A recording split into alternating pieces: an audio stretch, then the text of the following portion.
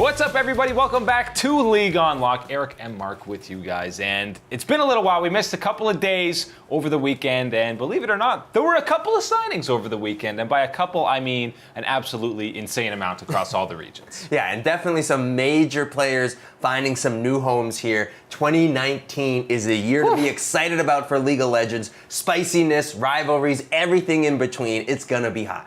Last offseason, it was NA making insane amounts of moves. EU had some as well, and the other regions were a little bit quiet. This year, it's everywhere. It doesn't matter what region you're playing in. Even Turkey is going absolutely crazy. But we got to start with some of the most recent moves, which are, of course, SKT completing their lineup. Well, they still have a substitute mid that they probably feel like they don't even need to because there's no point. But Mata, the dream is complete. He's signed on with SKT to complete that lineup. And now, on paper, this roster is absolutely disgusting. Yeah, this is where if the LCK in real life was just a video game, this is where you get into all chat and just type in GG, go next right now. It's completely unfair. This is the stacked lineup that everyone's been waiting for SKT to have. This is what you wanted. When you saw Faker in tears at the Bird's Nest in 2017, this is the lineup. It's a year late. This is the one. It is a year late, but it's finally here, and this is the lineup that you can put all your faith into to making SKT the champions that they need to be again. Even before we saw the Mata signing, even with effort in there as the starting support, it was like, okay, great. Big moves, fantastic moves by SKT. They look like one of the top teams, probably the team to beat in the LCK. Then you bring in Mata, and it takes this team to a whole nother level, just the experience that he has. And now you have arguably, well, not arguably, two of the best three players, maybe top two, of all time on the same roster. Yeah, that's the thing that we're talking about here. All-time greatness here with this lineup. Of course, everybody knows Faker. And then when you're talking about Mata, he's probably the second player that I would respect in this manner of having such an impact on the game. His skill, let alone that he actually changes the way that people have to play and adapt to these type of things. He is certainly one of those levels of players, and to have those two on SKT to then manage himself with Khan, Clid, and then of course the CS got Teddy down there in the bot lane, that is the explosive lineup that you want, and the LCK should be shaking worried about SKT's dominance again. And it's a fantastic move to pair him with Teddy because while he was far and away the standout and star player on Jin Air, he doesn't have that international experience.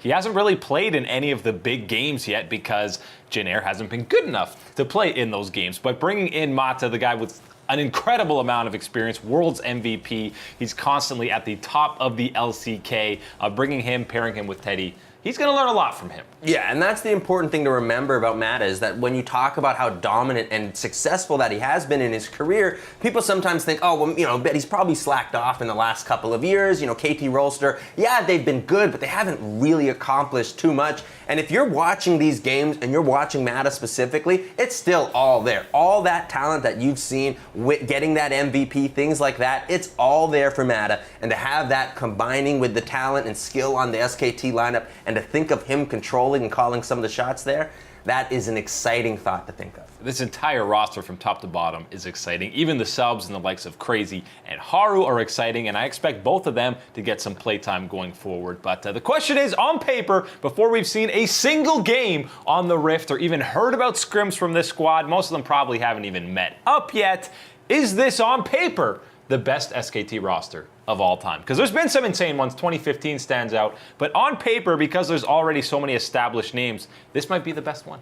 I will say that this is the best lineup that SKT has ever put together. Yes, I know in the past there have been some impressive lineups, and we have appreciated some of that gameplay before. But right now, with the way that you have this lineup, the balance of some veterans with some players that are just emerging, rising up, and proving themselves here, the potential for this lineup to really take the LCK and just run with it is just right there, and it's exciting. If this team doesn't make it to Worlds, I think it's one of the most disappointing years that you'll ever see. Hearsay, it's not going to happen. Not going to happen, no chance, says Mark. Some other signings around the LCK. King Zone filling out most of the roster. We haven't really heard anything about them other than losing players in their bottom lane, and Khan obviously going to SKT. But they brought in Deft, Tucson, and Pawn. It's still up in the air whether or not Pawn will actually be the starter, but he said that they do have another fantastic mid laner on the roster roster, but I don't think that it's actually BDD. So with this roster, I don't know if Kingzone can make playoffs in 2019, seeing some of these other rosters. That's the thing right now when you're looking at this Kingzone roster and you're thinking about, yeah, you know, it's not that bad in the bot lane. You've got Deft and Tucson